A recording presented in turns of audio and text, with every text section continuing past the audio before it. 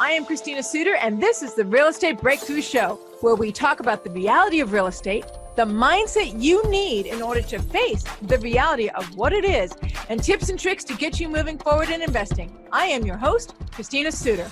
Hey you, this is Christina Suter with Real Estate Breakthrough, and I am here tonight, well actually this afternoon, with Glenn Ambrose. And I invited him even though he's not my usual sort of guest, because he very much aligns with my spiritual point of views and my personal growth point of views. And guys, those who have watched me long enough know how passionate I am about spiritual growth, about discernment versus judgment, what it means to really clear yourself as a device and being useful and present so that you're able to make the most sound business decisions, investment decisions you can, using your greater self and not your lizard brain, not your fear, flight, fight, fawn, or fib.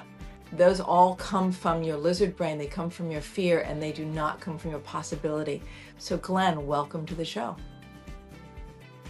It's good to have you. So why don't you tell a little bit people about your story? Why did spirituality and personal growth become so profoundly important to you that you are now a spiritual growth advisor? If I said that correctly. So you fill me in, Glenn. Yeah, looking back in life, I realized later on that my brain always kind of worked this way. I like going down to the core and understanding the dynamics of things and how they work. And when I was young, I kind of did that in a negative way. I would figure out school systems and how to skip school or get whatever I wanted at the time, So, but that kind of led me down a very destructive path. So I was an alcoholic for 20 years and couldn't get out of my own way, and not a heck of a lot got accomplished during those years. And then my son was born, and everything, it just threw me off, and the way I looked at things was being challenged and all this stuff. So eventually I ended up finding my way to getting sober. I got sober through the 12 steps of AA, and I was very involved in that for about 8 years. I haven't been involved with that particular community in probably about 12 or 13 years now, but still sober and doing wonderful. And that's really where my spiritual awakenings happened. When I was going through the 12 steps, I just started blowing open, and my having spiritual awakenings which is really just a change of perspective.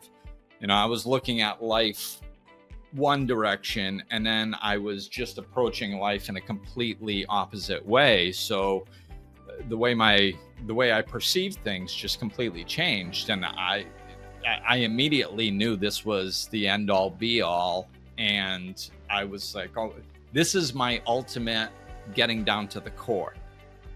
And that's where my passion comes from, because, like growing up, I'd see people that really liked a particular band, and I was like, yeah, I love that band too, but these bands are good, or, or this sports team, but those sports teams are good. Like I couldn't lock on to one thing, because it always seemed like there was variations that were kind of cool too. But when I found spirituality, I was like, oh, wow, like this is the divine intelligence that governs the entire universe. There isn't anything beyond this, so really that's what happened to me. And then to kind of bring it back into, what we're talking about, is your intro was perfect, because the way I see things is anything that works consistently and well, it works consistently and well because it's in alignment with a natural or spiritual law. That's why it works well, so understanding this gives you the cliff notes to life, I have to agree, as you know, 1,000,000%. The consistently and well, I think, like you said, to me is also an indicator that it's spiritually sound. Now, for those of you guys who are listening that are not spiritual, let me add this thought in there. Just because I really, truly believe that I'm not going to require you to believe in a God, and I'm not going to require you to believe in an invisible source. Some people just can't make that leap of faith, and that's fine. But I will say that there is truths that cannot be ignored that seem to be based in spiritual thought, such as, and I'm going to just be simple with this, treat your neighbor as you would want to be treated, right? Now, that would be Christian. If you want to go into some of the Eastern religions, they call it karma. What you put out is what you get back, right? They call that karma. In business, they call it integrity, ethics, and character, right? So I'm kind of like, pick your word, I don't care. Pick your point of view, I don't care. But what I've noticed is the consistency across spiritual systems, religious systems, and even business systems all seem to line up in this consistency of, wow, the way that you interact with the world will define the way the world will interact with you.